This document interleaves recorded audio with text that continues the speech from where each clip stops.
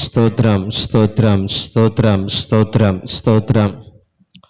ప్రేమ నమ్మకము కలిగిన మా ప్రియ పరలోకపు తండ్రి, మీ పరిశుద్ధమైన నామములకు స్తోత్రాలు. మరొక పునరుద్ధాన దినాన్న సజీవ లెక్కలో మమ్మల్ని ఉంచి నీ సన్నిధిలో గడిపే గొప్ప ధన్యతను మాకు ఇచ్చినందుకు స్తోత్రాలు.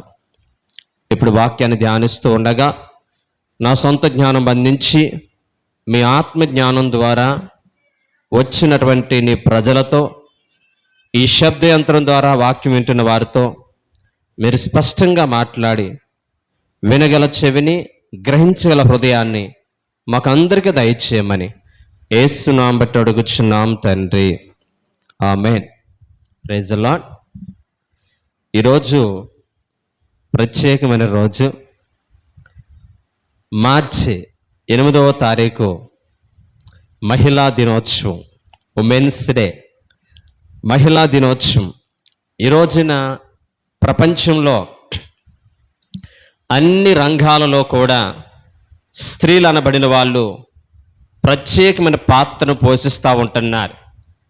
రాజకీయంగా కానీ, పారిశ్రామికంగా కానీ, వైద్య రంగంలో కానీ, పైలట్లు కానీ, ఇలా చెప్పుకుంటూ పోతే అన్ని రంగాలలో కూడా స్త్రీలు ప్రత్యేకమైనటువంటి పాత్రని పోషిస్తూ ఉంటున్నారు. పరిశుద్ధమైన బైబిల్ గ్రంథం స్త్రీలకు ఎలాంటి స్థానాన్ని ఇచ్చింది? ఆది కాలంలోనే దేవాతి దేవుడు ఆది కాండము 1వ అధ్యాయము 27వ వచనంలో ఇలా రాయబడి ఉంది: మన స్వరూపమందు మన పోలిక చొప్పున నరులు సృష్టిందాము, స్త్రీగాను పురుషునిగాను సృష్టిందాము అని చెప్పి, అక్కడ జరిగినటువంటి ఆ సభలో మాట్లాడుకునే విధానం చూస్తే స్త్రీ అని పురుషుడని ప్రత్యేకమైనటువంటి భేదాభిప్రాయం లేకుండా ఇద్దరూ కూడా దేవుని స్వరూపమందు దేవుని పోలిక చొప్పున సృష్టించబడినటువంటి వ్యక్తులు అనే విషయాన్ని అక్కడ చక్కగా ప్రస్తావించబడడం జరిగింది. పాత నిబంధన గ్రంథంలో ఆది కాండం నుంచి మత్తయి శుభవార్త వరకు వస్తే అనేక మంది స్త్రీలు పరిశుద్ధమైన బైబిల్ గ్రంథంలో ఉన్నతమైనటువంటి కార్యక్రమాల్లో పాలు పంచుకున్నట్లుగా మనం చూడగలుగుతున్నాం. సారా విశ్వాసంతో, అలాగే రెబ్కా విషయంలో కానీ, అలాగే న్యాయాధిపతుల గ్రంథంలో దెబోరా అనేటువంటి అమ్మాయి ఇశ్రాయేలు ప్రజలకి న్యాయాధిపతిగా ఉండి 25 సంవత్సరాలు దేశమంతా కూడా, ఇజ్రాయేల్ దేశమంతా కూడా చక్కని నెమ్మదిగా బ్రతకడానికి ఈమె ప్రత్యేక పాత్ర పోషించింది. యూదుల జాతంతా కూడా ఒకే రోజున చనిపోవలసిన యూదులందరినీ కూడా ఎస్తేర్ అనేటువంటి ఒక విశ్వాస వీరురాలు యూదులందరినీ కూడా సంయోచిత జ్ఞానము చేత రక్షించినట్లుగా మనం చూడగలుగుతున్నాం. ఇలా చెప్పుకుంటూ పోతే పరిశుద్ధమైన బైబిల్ గ్రంథంలో స్త్రీలకి ఒక ప్రత్యేకమైనటువంటి స్థానాన్ని బైబిల్ గ్రంథం ప్రస్తావిస్తూ ఉంటుంది. అయితే క్రొత్త నిబంధనకి అనగా మొదటి శతాబ్దం యేసు ప్రభు వారి లోకంలో సస్సారుడిగా ఉన్న దినాలలో సువార్త పత్రికలు మనం జాగ్రత్తగా చదివితే ఈ సువార్త పత్రికల్లో స్త్రీలకి ఒక ప్రత్యేకమైనటువంటి స్థానం, స్త్రీలు ఒక ఉన్నతమైనటువంటి స్థాయిలో ఉండవలసిన అని చెప్పి ధర్మశాస్త్రము కానీ, దేవుని యొక్క సన్నిధిలో అనేక మంది స్త్రీలని దేవుడు తన పరిచర్య కొరకు ప్రత్యేకించబడినటువంటి విధానాన్ని కానీ మర్చిపోయి కొంతమంది స్వార్థపరులు స్త్రీలని ఇంటికి పరిమితం, స్త్రీలు ఇంట్లోంచి బయటకు రాకూడదు, స్త్రీలకి సమాజంలో గౌరవం లేదు అన్నట్లుగా స్త్రీలకి అణిచివేయబడినట్లుగా మనం చూడగలుగుతున్నాం. మనం ఎలా చెప్పగలమంటే సువార్తలు మనం జాగ్రత్తగా చదివితే యేసు ప్రభు వారి లోకంలో సస్తడుగిన దినాలలో ఆయన కొరకు రాయబడినటువంటి ఆయన జీవిత చరిత్రను రాసినటువంటి మత్తయి కానీ, మార్కు కానీ, లూకా కానీ, యోహాను గారు కానీ ఈ సువార్తల్లో మనం చూసినట్లయితే మనకి స్త్రీల గురించి ప్రస్తావించినటువంటి ఆ పరిస్థితి చూస్తే ఆ యొక్క రోజుల్లో ఆ యూదుల యొక్క ఆ సిద్ధాంతాల ప్రకారముగా ప్రపంచంలోనే కాదు యూదా సామ్రాజ్యంలో కూడా ఈ యొక్క స్త్రీలకి సరైనటువంటి గౌరవం దక్కలేదు అనడానికి కొన్ని నిదర్శనాలు ఉన్నాయి. చూడండి, మీరందరూ కూడా ఈ సువార్తలు ఎన్నోసార్లు చదువు ఉంటారు. ఆ సువార్తల్లో కుమార్తె అనే మాట మనకి 24 సార్లు కనిపిస్తుంది. కానీ కుమారుడు అనేటువంటి మాట ఈ సువార్తల్లో 327 సార్లు కనపడుతుంది. అక్కడే వ్యత్యాసం కనిపిస్తూ ఉంటుంది. అంతేకాకుండా తల్లులు అనే మాట 72 సార్లు రాయబడి ఉంటుంది. తండ్రులు గూర్చి 293 సార్లు ప్రస్తావించింది. అలాగే స్త్రీ అని లేదా స్త్రీలు అని కానీ 78 సార్లు మాత్రమే సువార్తలో రాయబడి ఉంది. పురుషుని గూర్చి 295 సార్లు రాయబడి ఉంది. అంటే మనం చూసినటువంటి వీటిని బట్టి స్త్రీలకు కానీ లేదా స్త్రీలకి ఏ స్థానం ఉంది, పురుషుని యొక్క ఆధిపత్యం ఎంతగా ఉందో మనకి స్పష్టంగా అర్థమవుతుంది. అలాంటి దినాలలో దేవాతి దేవుడు యేసుక్రీస్తు ప్రభువారు తన పరిచర్య కొరకు, దాని యొక్క సువార్త వ్యాప్తి కొరకు కేవలము పురుషులనే కాదు స్త్రీలను కూడా ప్రత్యేక పాత్రలుగా వాడుకున్నట్లుగా మనం చూడగలుగుతున్నాం. మీరు పరిశుద్ధమైన బైబిల్ గ్రంథం తెరిచినట్లయితే లూకా శుభవార్త 8వ అధ్యాయము 1 నుంచి 3 వచనాలు నేను చదువుతున్నాను, జాగ్రత్తగా వినండి. లూకా శుభవార్త 8వ అధ్యాయము 1వ అధ్యాయం నుంచి 3వ వచనం వరకు. వెంటనే ఆయన దేవుని రాజ్య సువార్తను తెలుపుచు ప్రకటించుచు ప్రతి పట్టణంలోను ప్రతి గ్రామములోను సంచారము చేయుచుండగా 12 మంది శిష్యులను, అపవిత్రాత్మలు వ్యాధులు పోగొట్టబడిన కొందరు స్త్రీలను, అనగా 7 దెయ్యములను వదిలిపోయిన మగ్దలేని అనబడిన మరియయు, హెరోది యొక్క గృహ నిర్వాహకుడైన కూజా భార్యగాను యోహానాయు, సుసన్నాయు ఆయనతో కూడా ఉండిరి. వీరును ఇతరులు అనేకులు తమకు కలిగిన ఆస్తితో వారికి ఉపచారము చేయుచు వచ్చిరి. దేవుని స్తోత్రం. అంటే మొదటి శతాబ్దంలో యేసు ప్రభు వారు చేసిన మినిస్ట్రీలో స్త్రీలు కూడా ఒక ప్రత్యేకమైన పాత్ర పోషించారు. వాళ్ళ విలువైనటువంటి ఆస్తులను దేవుణ్ణి వెంబడిస్తూ ఎక్కడా కూడా సమాజము చేత అణిచేయబడిన వారు, స్త్రీలకు సమాజంలో సరైన గుర్తింపు లేదు, వాళ్ళు రాకూడదు బయటికి అన్నటువంటి ఒక భయంకర సిద్ధాంతాల మధ్య నలిగిపోతున్నటువంటి ఈ స్త్రీలు బయటికి వచ్చి వారు పొందుకున్న వేలును బట్టి, వాళ్ళు పొందుకున్న స్వస్థతను బట్టి, వారికి కలిగిన విడుదలను బట్టి యేసు ప్రభు వారిని వెంబడించడమే కాకుండా వాళ్ళ ఆస్తుల్లో కూడా ఈ పరిచర్య కొరకు వినియోగించి ఈ పరిచర్యలో వాళ్ళు పాలు భాగస్తులయ్యారు. అంటే దేవుడు తన యొక్క ఉన్నతమైనటువంటి ప్రణాళిక, తన యొక్క ఉన్నత ఉద్దేశాలు ఏం చెప్పాలనుకున్నాడంటే స్త్రీలు అణచివేయబడిన వాళ్ళు కాదు, స్త్రీలు సంఘములో ప్రత్యేకమైనటువంటి వ్యక్తులు. ఈ రోజున స్త్రీలకి ఈ బైబిల్ గ్రంథము ప్రత్యేకమైన గౌరవం ఇస్తూ ఉంటుంది. యేసు ప్రభు వారి స్వయంగా అనేక సందర్భాలలో స్త్రీలను గూర్చి ప్రస్తావించినట్లుగా మనం చూడగలుగుతున్నాం. మీకు అందరికీ తెలుసు కదా, ఆ రోజుల్లో యూదులు అనబడిన వాళ్ళు స్త్రీలతో కానీ, ఎక్స్పెషల్లీ సమరయ స్త్రీలతో కానీ మాట్లాడడం కానీ, వాళ్ళ వైపు చూడడం కానీ ఉండనటువంటి దినాలు. అటువంటి రోజుల్లో యోహాను శుభవార్త 4వ అధ్యాయంలో మిట్ట మధ్యాహ్నం వాళ్ళ యాకోబు బావి దగ్గర కూర్చొని సమరయ స్త్రీతో స్పష్టంగా మాట్లాడి ఆమె యొక్క జీవితాన్ని మార్చినట్లుగా మనం చూడగలుగుతున్నాం. అంతేకాకుండా ఒక రోజున యోహాను శుభవార్త 8వ అధ్యాయము 10 నుంచి 11 వరకు చూసినట్లయితే పాపము చేత పట్టబడిన స్త్రీ ఆయన యొద్దకు తేబడినప్పుడు రాళ్ళు రువ్వి చంపాలనుకున్నటువంటి పరిస్థితుల్లో, అమ్మా నువ్వెన్నడూ పాపం చేయకొని చెప్పి ఆమెను క్షమించినట్లుగా, ఆమెను విడిపించినట్లుగా, ఆమెను రక్షించినట్లుగా మనం చూడగలుగుతున్నాం. ఇలా చెప్పుకుంటూ పోతే లూకా శుభవార్త 13వ అధ్యాయం 12వ వచనంలో కూడా 18 సంవత్సరాలుగా బలహీనపరచబడి నడుమొంగిపోయిన స్త్రీని కూడా దేవుడు బాగు చేసి పరిచర్యలో వాడుకున్నట్లుగా మనం చూడగలుగుతున్నాం.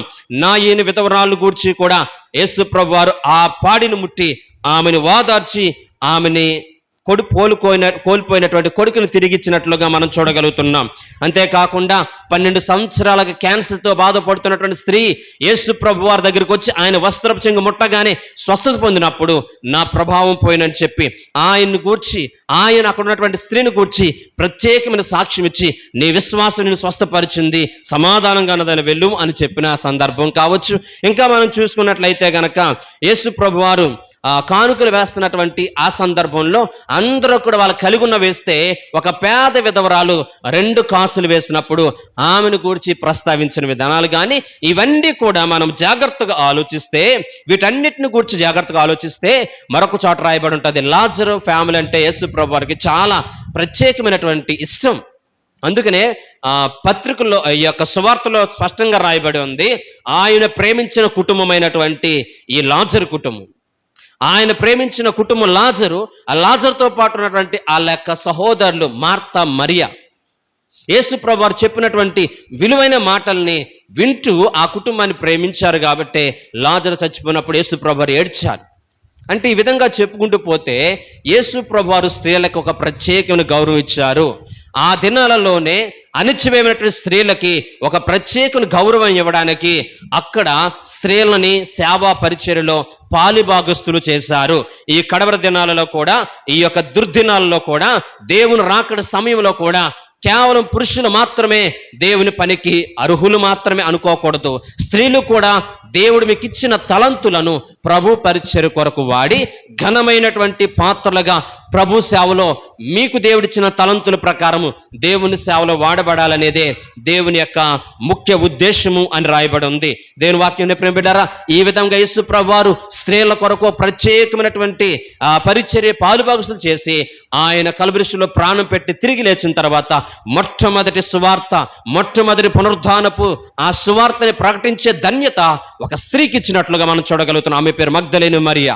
ఆ తర్వాత యేసు ప్రభు పునరుద్ధారణై తిరిగి లేచి ఆ పరలోక రాజ్యానికి ఆరోహణం అయిపోయిన తర్వాత ఈ యొక్క తర్వాత వచ్చినటువంటి ఈ యొక్క రోమా ప్రభుత్వం, యూదుల యొక్క గోడల్లో నుంచి బేటల్లో నుంచి దూసుకుని వెళ్ళినటువంటి ఈ రోమా ప్రభుత్వం వారందరూ కూడా స్త్రీలు కూడా ప్రత్యేకమైన వారని చెప్పి అనేక శాఖల్లో వారు ప్రత్యేకమైన ఉద్యోగాలు ఇచ్చి ఘనమైనటువంటి పాత్ర పోషించినట్లుగా మనం చూడగలుగుతున్నాం. కాబట్టి దయచేసి ఈ రోజున వాక్యం ప్రేమ బిడ్డలారా, దయచేసి స్త్రీలకి పరిశుద్ధమైన బైబిల్ గ్రంథం చాలా గొప్ప ఉన్నతమైనటువంటి స్థానం ఇచ్చినట్లుగా మనం చూడాలి. అందుకనే వివాహం గురించి రాయబడినప్పుడు సాటైన సహకారి అని అంటుంది.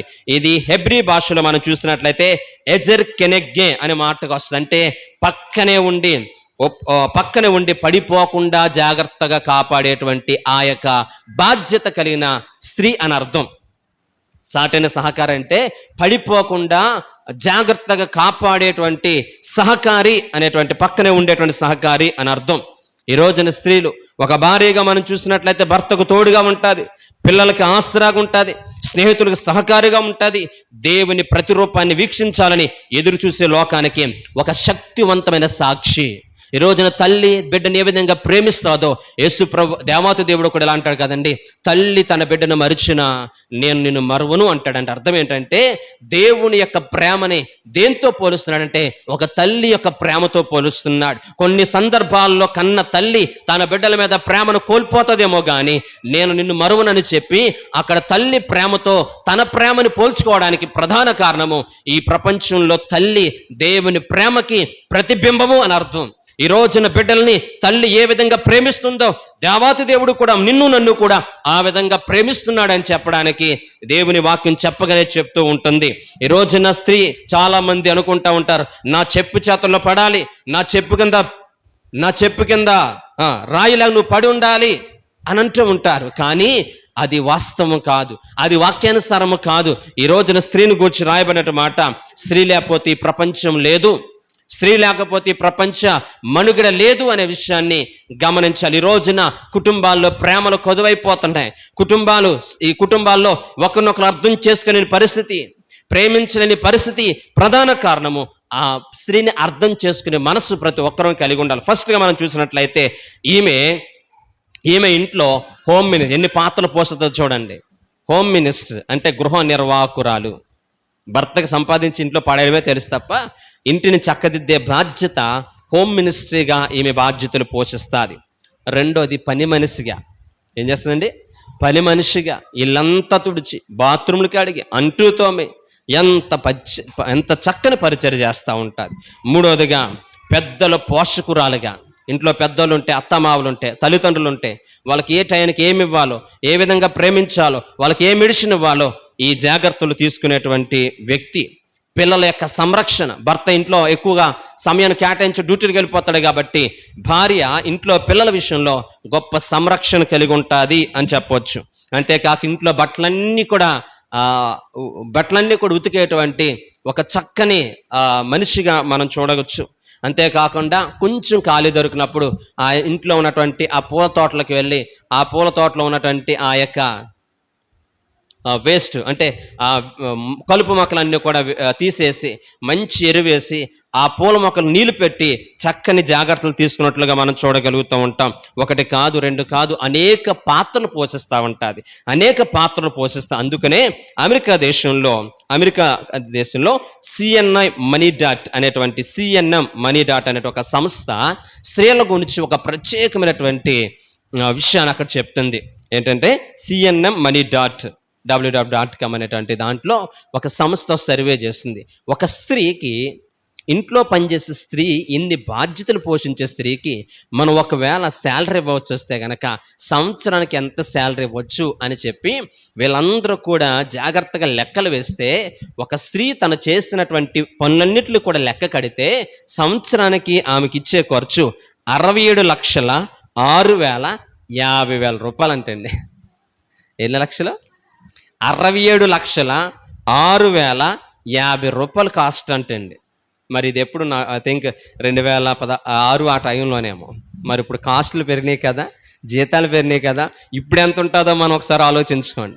మన కరెన్సీలు, మన యొక్క డబ్బులు ఈ రూపీస్లో చూస్తే కనుక ఇంచుమించుగా ఎన్ని లక్షలు ఉంటుందో ఒకసారి ఆలోచించండి. ఇన్ని బాధ్యతలు పోషిస్తుంది భార్య, కాబట్టి ఇన్ని బాధ్యతలు పోషిస్తుంది తల్లి, కాబట్టి దయచేసి నీ తల్లిని తండ్రిని సన్మానించు,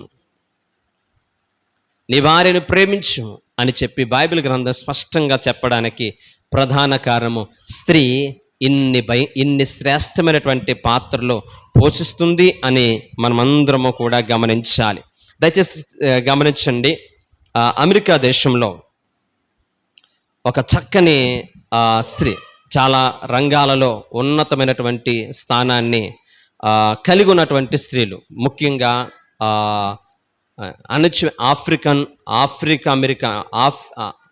ఆఫ్రికా దేశానికి సంబంధించినటువంటి అమెరికాలో సెటిల్ అయిన వాళ్ళు, అంటే నల్ల జాతీయులు 370 సంవత్సరాల పాటు అణిచివేయబడ్డారు. 370 సంవత్సరాల పాటు బానిసత్వంతో బ్రతికారు. మన యొక్క ప్రాంతాల్లో అయితే కనుక చాలా కులాలు, చాలా ప్రాంతాలు ఉంటాయి, కానీ ఎక్కువ శాతం ఆ యొక్క అమెరికా దేశంలో 2 జాతులు, అయితే తెల్లోళ్ళు లేదా నల్లోళ్ళు. ఇదే జాతి. ఈ జాతి అహంకారంతో బ్రతికేటువంటి రోజులు. 370 సంవత్సరాల పాటు భయంకరమైనటువంటి క్షోభ అనుభవించిన పరిస్థితి, అణిచివేయబడ్డారు, బానిసలుగా చేయబడ్డారు. అలాంటి స్థితిలో అనేక మంది గొప్ప గొప్ప వారందరూ కూడా, నల్ల జాతీయులు కూడా ప్రతి సమస్యను ఎదుర్కొని, ప్రతి బాధను ఎదుర్కొని, వారు ఒక ఉన్నతమైనటువంటి స్ట్రాంగ్ పీపుల్గా, బలమైనటువంటి సాధనాలుగా, వారు ఎంత అణచివేయబడ్డారో అంత పైకి వెళ్ళేటువంటి గొప్ప గొప్ప స్థానాల్లో ఉన్నారు. అందులో ఒక స్త్రీ ఓఫ్రా విన్ఫ్రే అనేటువంటి ఒక అమ్మాయి తన యొక్క సొంత నిర్మాణ సంస్థలో, ఓఫ్రా విన్ఫ్రే అనే అమ్మాయి తన సొంత నిర్మాణ సంస్థలో టెలివిజన్ నెట్వర్క్ను స్థాపించి అమెరికా దేశంలో మొట్టమొదటి నల్ల జాతి మహిళ ఆమె ఒక బిలియనీర్గా డెవలప్ అయ్యిందండి.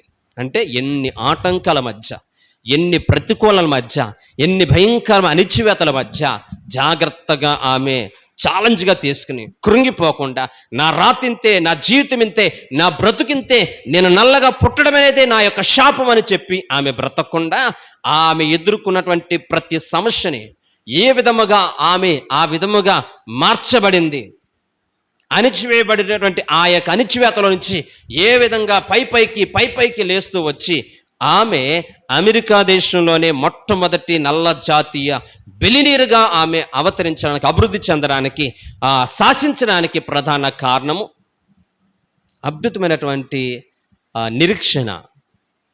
దయచేసి ప్రతి ఒక్కరము కూడా గమనించండి, ప్రతి ఒక్కరము కూడా తెలుసుకోనండి. దయచేసి ఇంట్లో ఈ రోజున స్త్రీలని ఇళ్లల్లో ఒక ఆబ్జెక్టివ్గా,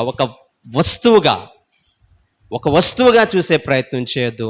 ప్రేమగా చూడండి, ప్రేమగా మాట్లాడండి, ప్రేమగా ఆప్యాయతతో పలకరించేటువంటి ఉన్నతమైనటువంటి కృప దేవుడు వాళ్ళకి మనందరికి కూడా అనుగ్రహించునుగాక. హల్లెలూయా.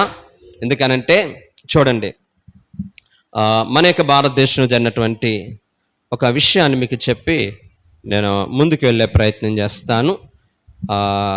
విలియం కేరీ గారు, ఎంతమంది తెలుసు? విలియం గారు చాలా ప్రసంగాలు నేను చాలాసార్లు చెప్పాను విలియం కేరీ గారి గురించి.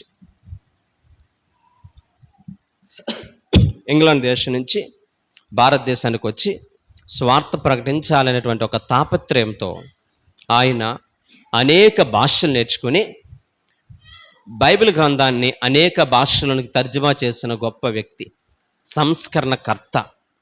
ఆయన వచ్చినటువంటి దినాలలో ఆయనలో ఈ యొక్క భారతదేశానికి వచ్చి మద్రాస్ అనే ప్రాంతంలో, బెంగాలీ అనే ప్రాంతంలో ఆయన ఇక్కడ కాలు మోపినప్పుడు భారతదేశ యొక్క స్థితిని చూసి భయంకరంగా నొచ్చుకుని ఏడ్చాడు. దేవా, నా భారతదేశాన్ని మార్చు, నా భారతదేశాన్ని రక్షించు అని చెప్పి ఎంతగానో కృషి చేసి ప్రార్థన చేశాడు. ఆయనున్న దినాలలో ఆయన చూసినటువంటి ఒక బాధాకరమైన విషయం ఏంటంటే సతీ, ఇంగ్లీష్లో సతీ అంటే కానీ సతీ సహగమనము. సతీ సహగమనం అంటే భర్త చాలా పెద్దవాడు, ముసలివాడు అయిపోతాడు. ఇంట్లో ఉన్న పేదవారు వివాహం చేయలేక ఆ పెద్ద తనకి ఈ యవనస్తురాల్ని లేకపోతే చిన్నమ్మనిచ్చి పెళ్లి చేసేవారు. ఒక 5-6 సంవత్సరాలు భార్యగా ఉన్న తర్వాత ఇతడు ముసలుడైపోయి చచ్చిపోయేవాడు. చచ్చిపోతే అక్కడ ఉన్నటువంటి సంస్కృతి, మన భారతదేశంలో సంస్కృతి ఏంటంటే చచ్చిపోయినటువంటి వ్యక్తితో పాటు ఈ యవనస్తురాలను కూడా తీసుకెళ్ళి ఆ చితి మీద కాల్చేసేవారు. ఇది ఇక్కడ ఉన్నటువంటి సంస్కృతి. ఇలాంటి సందర్భంలో ఏ విధము చేత నేను దీన్ని మార్చాలి, ఇది వాస్తవం కాదు అని చెప్పి ఆయన అసలు ఏం జరుగుతుంది అని చెప్పి ఆయన ఉన్నటువంటి కలకత్తా అనే ప్రాంతంలో నుంచి 30 మైళ్ళు దూరం చుట్టుపక్కల ఉన్నటువంటి ఊర్లన్నీ కూడా తిరిగి వెళ్ళి సర్వే చేయించారు, మరి ఎంతమంది చనిపోతున్నారు అని చెప్పి. అలా వెళ్ళి సర్వే చేస్తే కేవలం 30 మైళ్ళ దూరం వెళ్ళి సర్వే చేస్తే ఇంచుమించుగా 300 మంది వితంతులు, 300 మంది భర్త చచ్చిపోయిన వ్యక్తిని తీసుకెళ్ళి అక్కడ చితిలో పెట్టి భర్త చిత్తో పాటు కాల్చేసినటువంటి పరిస్థితి. అలా చితిలో కాల్చి వేస్తున్నటువంటి వారు చాలామంది చచ్చిపోతున్నారనే వార్త ఈయనకి తెలిసినప్పుడు ఈయనకి మరింత భారం వచ్చింది, మరింత వేదన కలిగింది. అసలు ఈ సంస్కృతి ఎక్కడి నుంచి వచ్చింది, ఎక్కడ రాయబడి ఉంది ఈ సంస్కృతి? నిజంగానే ఈ యొక్క మత గ్రంథాల్లో దీని గూర్చి భర్త చచ్చిపోతే భర్తతో పాటు స్త్రీని కూడా కాల్చేయాలని చెప్పి ఏ మత గ్రంథంలో ఉందా అని చెప్పి ఆయన అనేక భాషలు నేర్చుకుని అన్ని మత గ్రంథాలు కూడా చదివాడు. ఏ మత గ్రంథంలో కూడా ఇలా చేయండి అని రాయబడలేదు. మరి ఎందుకు, ఎవరి స్వార్థం కోసం ఈ సంస్కృతిని అలవాటు చేశారు, ఎవరి కోసము ఈ యొక్క భయంకరమైనటువంటి సంస్కృతిని ఆపాదించారు సమాజానికి అని చెప్పి ఇదేమైనా సరే రూపుమాపాలి అని చెప్పి అపారమైన కృషి చేశారు. అదే దినాలలో మన భారతదేశానికి సంబంధించినటువంటి రాజా రామ్మోహన్ రాయ్ అనేటువంటి వ్యక్తి కూడా, ఆయన కూడా ఇదే ఉన్నతమైనటువంటి సతీ సహగమనాన్ని అణిచివేయాలి, ఇది రూపుమాపాలి అనే తాపత్రయంతో ఉన్నాడనే సంగతి విన్నటువంటి విలియం కేరీ గారు, వీళ్ళిద్దరూ కూడా కలిసి అనేకమైనటువంటి విప్లవాత్మక మార్పులు తీసుకురావాలని ఈయన కలిగి ఉన్నటువంటి బెంగాలీ పత్రికల్లో ఈ లేకపోతే దీని ఏమంటారంటే సతీ సహగమనానికి వ్యతిరేకంగా ఎన్నో పత్రికలు రాశారు. అంతేకాకుండా ఆ రోజుల్లో బెనడిక్ట్స్ అనేటువంటి ఆయన గవర్నర్గా ఉన్నారు. ఆయనతో కూడా ఈ విషయాన్ని తీసుకెళ్లి ప్రస్తావించి ఏ విధము చేత నేను భారతదేశంలో సమూలముగా ఈ యొక్క సతీ సహగమనం అనేటువంటి ఈ సంస్కృతి, ఈ భయంకర దురాలవాటు, దురాచారం రూపుమాపాలని చెప్పి అపారమైన కృషి చేశారు. వీళ్ళ కృషి ఫలితంగా అనేక మంది సహకారులుగా ఉన్నటువంటి పరిస్థితిని బట్టి డిసెంబర్ 4వ తారీఖు, డిసెంబర్ 4, 1800 చూడండి, డిసెంబర్ 4, 1829వ సంవత్సరం, 1829వ సంవత్సరంలో ఈ యొక్క సతీ సహగమనానికి వ్యతిరేకముగా ఒక జీవో అనేది వచ్చింది, ఆర్డర్ అనేది వచ్చింది. ఈ జీవో ఆర్డర్ రాగానే నెక్స్ట్ ఆదివారం అయితే ఈయన వాక్యం సిద్ధపరుచుకుంటున్నాడు, ప్రసంగం చెప్పాలని, ఇలాగే చర్చిలో వాక్యం చెప్పాలని. అప్పుడు అక్కడ ఉన్నటువంటి శిష్యుని ఒకరిని పిలిచి, రేపు నేను వాక్యం చెప్పను, రేపు చర్చిలో నువ్వే వాక్యం చెప్పాలని చెప్పి తనతో పాటు ఉన్నటువంటి సహకారిని, నువ్వు వాక్యం చెప్పాలి. ఎందుకయ్యా ఇంత సడన్గా మీరెందుకు వాక్యం చెప్పరంటే, లేదు ఇదిగో సతీ సహగమనానికి వ్యతిరేకముగా పోరాటం ఫలితంగా ఈ యొక్క జీవో వచ్చింది. ఇక నుంచి ఎవ్వరు కూడా భర్త చచ్చిపోతే భర్తతో పాటు భార్యని చంపేటువంటి సంస్కృతి రూపుమాపబోతుంది. ఈ సంతోషకరమైన వార్త నేను తెలియజేయాలి ప్రపంచాన్ని అంతటి కూడా అని చెప్పి, ఆయనకి అనేక భాషలు తెలుసు కాబట్టి ఈ బెంగాలీ భాషలో అనేక భాషల్లో ఈ వార్త ప్రచురం చేయడానికి నేను వెళ్తాను, రేపొద్దున వాక్యం నువ్వే చెప్పాలి అన్నాడండి. వాక్యం అలా వదిలిపెట్టేసి ఆ పనిలో సంతోషంగా ఆ పత్రికలు రాసి, ఇక నుంచి భర్త చచ్చిపోతే భర్తతో పాటు భార్యని ఎవ్వరు కూడా చంపొద్దు, ఈ సంస్కృతి అనేది రూపుమాపబడిందని చెప్పి జీవో అనేది అన్ని ప్రాంతాలకు అందించడానికి వాక్యం కూడా పక్కన పెట్టాడండి.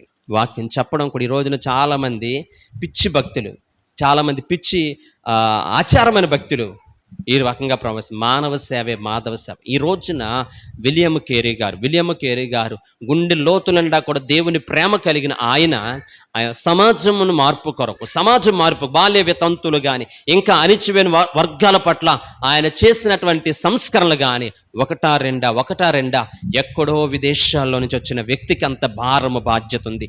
ఈ రోజు కూడా మన ప్రాంతాలలో అనేకమైన విచక్ష, ఈ రోజున కేవలం దేవుని మందిరానికి వచ్చిన వాళ్ళు కూడా ఈ రోజున చాలా మందిని చూస్తే అనేక వ్యత్యాసాలతో బ్రతుకుచూ ఉన్నారు. భర్త చచ్చిపోయినటువంటి భార్య పట్ల ఒక రకమైనటువంటి వ్యక్తిత్వాన్ని ప్రదర్శిస్తూ ఉంటారు.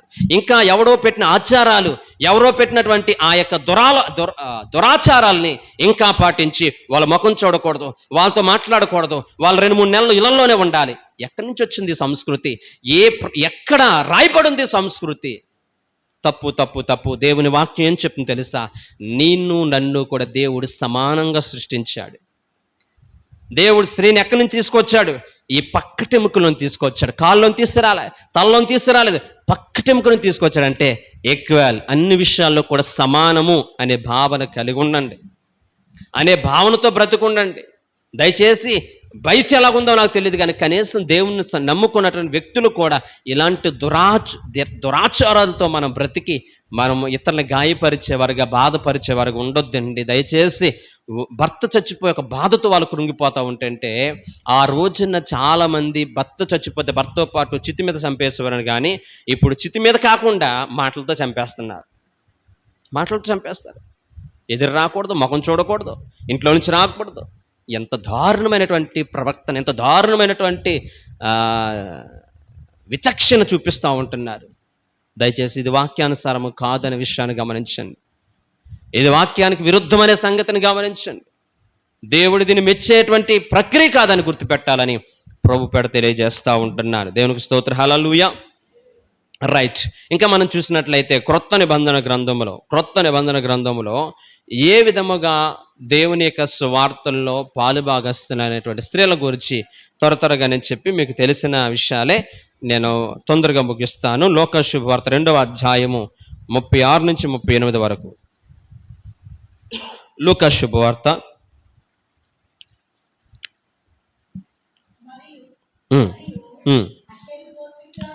అషేరు గోత్రికురాలు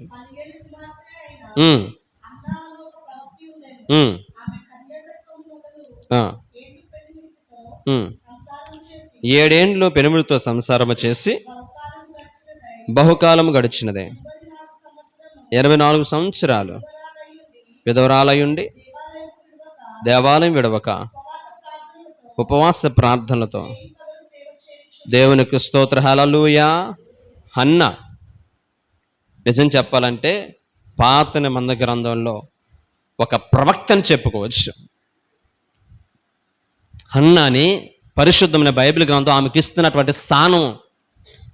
7 ఏండ్లు వివాహమైన తర్వాత 7 సంవత్సరాలు కాపురం చేసిన తర్వాత చచ్చిపోతే భర్త 84 సంవత్సరాల వరకు కూడా దేవాలయాన్ని విడిచిపెట్టకుండా దివారాత్రులు ఉపవాసాలు ఉండి దేవుని సన్నిధిలో ప్రార్థన చేస్తూ వచ్చిన వారందరికీ ప్రేమను చూపిస్తూ దేవుని గూర్చి మాట్లాడుకుంటూ లోకరక్షణ గూర్చి ప్రచురం చేస్తూ తన శాస్త్ర జీవితం అంతటినీ కూడా దేవాలయంలో గడిపినట్లుగా మనం చూడగలుగుతున్నాం. ఎన్ని సంవత్సరాలు? ఆమెకి 84 సంవత్సరాలు వచ్చేంత వరకు కూడా ఆమె దేవాలయం విడవకుండా ఉన్నటువంటి ఒక విధవరాలు. నిజంగా ఆ యొక్క సంఘములో కానీ ఈమె ప్రవక్తన కానీ ఎంత ఉన్నతమైనటువంటి స్థానం సంపాదించుకుంటే పరిశుద్ధాత్మ దేవుడు ఆమె గూర్చి పరిశుద్ధమైన బైబిల్ గ్రంథంలో రాస్తాడండి. ఎంత అద్భుతమైనటువంటి విషయాన్ని ఇక్కడ ప్రస్తావిస్తూ ఉంటుంది. ఒక విధవరాలు దేవుని సేవ కొరకు ప్రతిష్ఠించుకుని నిండు యవన వయస్సులో భర్తను కోల్పోయినప్పటికీ కూడా తన శాస జీవితం అంతా కూడా ప్రభు సన్నిధిలో గడపాలని 84 సంవత్సరాల పాటు ఉపవాసాలు చేస్తూ, జాగారాలు చేస్తూ, కన్నీరు విడిచి ప్రార్థన చేస్తూ అనేక మందికి దేవుని యొక్క మాటలు ప్రకటించింది. నాకు తెలిసి ఆదిమ సంఘము, ఆ సంఘ అభివృద్ధికి ఈ హన్న ఎనలేని కృషి చేసినట్లుగా మనం చూడగలుగుతున్నాం. రెండోదిగా మనం చూసినట్లయితే కనుక తబిత, అపోస్తుల కార్యం 39వ అధ్యాయము 36 నుంచి 41 వరకు మనం చూసినట్లయితే, అపోస్తుల కార్యములు 9వ అధ్యాయం అంతా కూడా చదవడానికి సమయం ఉండదు కాబట్టి మీరు రాసుకోండి. ఇంటికి వెళ్ళిన తర్వాత అపోస్తుల కార్యములు 9వ అధ్యాయము మీరు జాగ్రత్తగా చదవండి. అక్కడ ఒక తబిత అనేటువంటి అమ్మాయి పేరు రాయబడి ఉంటుంది. 9వ అధ్యాయము 36 నుంచి. ఉప్పేలో తబిత అను శిష్యురాలు ఉండెను. ఆమె పేరుకు భాషాంతరము దొర్కా అని పేరు. ఆమె సత్క్రియలు ధర్మకార్యములు బహు చేసి ఉండెను. ఆ దినములందు ఆ కాయిల పడి చనిపోగా ఆ శవమును కడిగి మేడగదిలో పొరుండబెట్టిరి. ఇలా చెప్పుకుంటూ పోతే ఆ ప్రాంతానికి పేతురు వస్తే ఆమె చేస్తున్నటువంటి మంచి కార్యాలన్నీ కూడా చూపిస్తూ ఆ ఎనలేనటువంటి దుఃఖాన్ని పేతురు గారికి తెలియజేశారు. ఓకేనా? ద్వారకా లేదా తబిత, ఈమె సేవకురాలు కాదు, డబ్బున్న కుటుంబంలో పుట్టింది కాదు, ఆస్తుపాస్తులున్న వ్యక్తి కాదు, కేవలము బట్టలు కుట్టుకుని బ్రతికే స్త్రీ, మిషన్ కుట్టుకుంటూ బ్రతికే స్త్రీ. ఈ ఉప్పే అనే ప్రాంతంలో ఉన్నటువంటి ప్రాంతం యొక్క పరిస్థితి మనం చూస్తే, ఆ ప్రాంతము సముద్రానికి దగ్గరగా ఉంటుంది. సముద్రానికి దగ్గరగా ఉంటుంది కాబట్టి సముద్రములో వేటకి వెళ్ళినటువంటి ఆ యొక్క పురుషులు ఆ రోజుల్లో సరైన వసతి లేని కారణాన్ని బట్టి ప్రమాదశాత్తు ఎంతోమంది చచ్చిపోతూ ఉండేవారు. వాళ్ళ భార్య పిల్లలు అనాథులు అయిపోయేవారు. సరైనటువంటి తిండి ఉండేది కాదు. కడు పేదరికంలో ఉన్నటువంటి పరిస్థితి.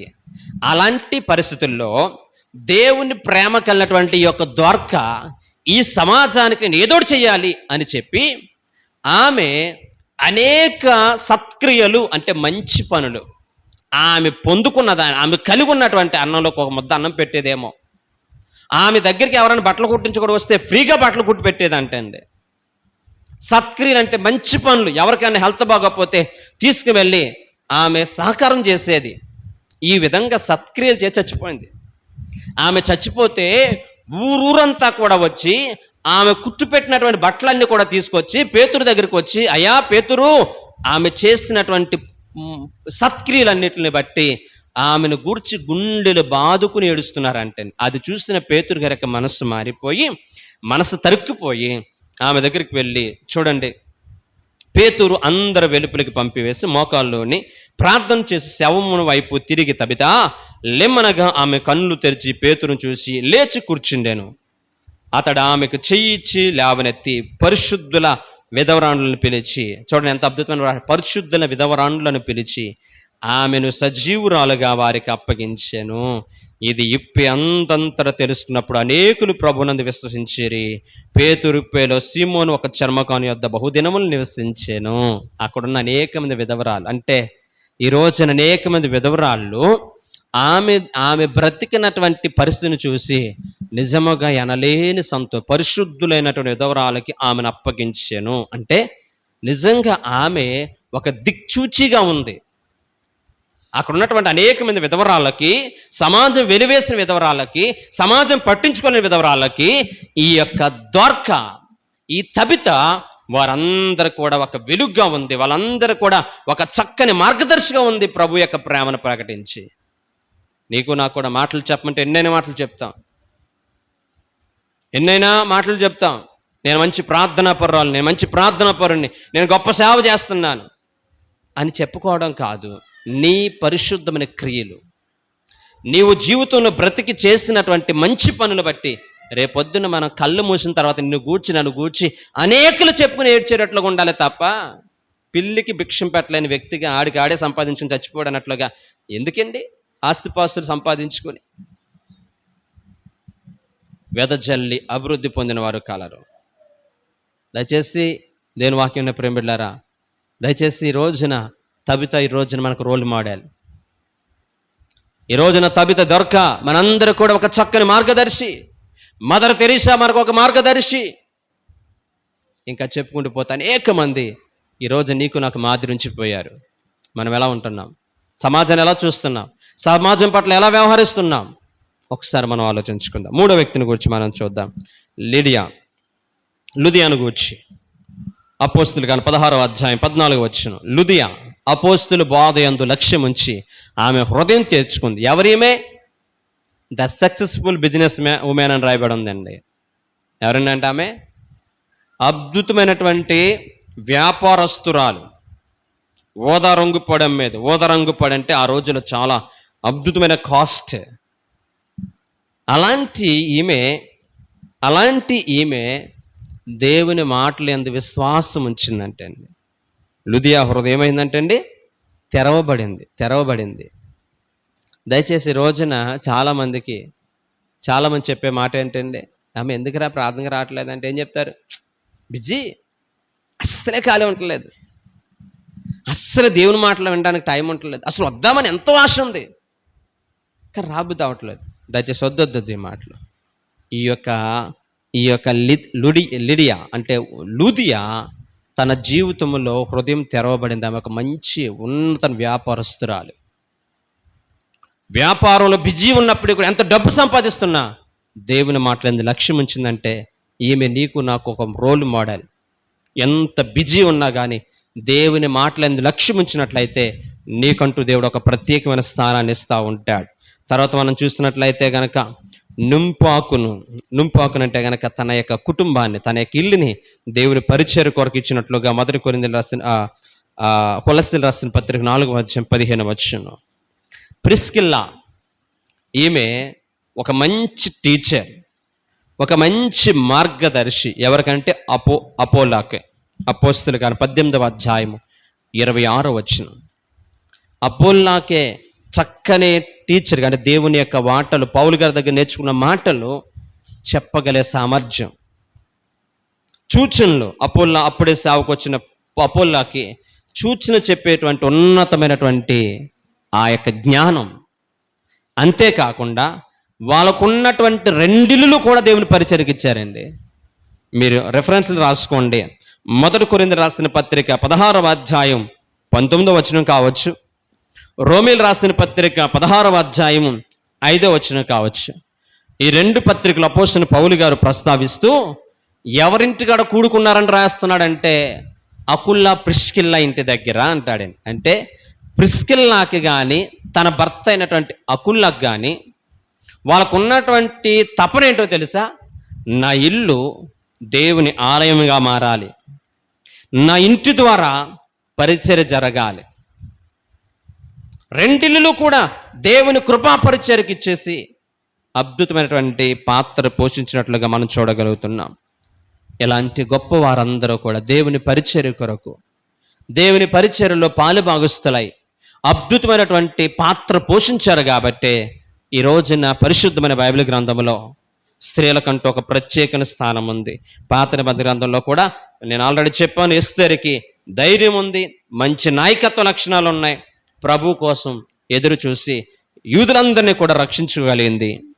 రూతును గూర్చి మనం చూస్తే ఒక విధేయురాలై విశ్వాసమును కలిగి భయంకరమైన శాపగ్రస్తమైన జీవితం నుంచి విముక్తి పొందినట్లుగా మనం చూడగలుగుతున్నాం. సారా కూడా అసాధ్యమైనటువంటి విషయాలలో దేవుని పట్ల విశ్వాసం ఉంచి ఆమె దేవుని నమ్మి తన జీవితం నిరీక్షణకు ఆధారం లేనప్పుడు ఉన్నతమైన కృపను పొందుకోగలిగింది. సో కాబట్టి నిజంగా ఇలా చెప్పుకుంటూ పోతే ఎన్ని గంటలు చెప్పుకున్నా కానీ పరిశుద్ధమైన బైబిల్ గ్రంథం స్త్రీలకు ఇచ్చినటువంటి ప్రాధాన్యత, స్త్రీలను ప్రభు పరిచర్యలో పాలుభాగస్తులు చేసిన విధానము మాటలతో వర్ణించలేనిది. దయచేసి ఒక కుటుంబం కూలిపోతుందన్నా స్త్రీల యొక్క పాత్ర ఎంతో ఉంటుంది.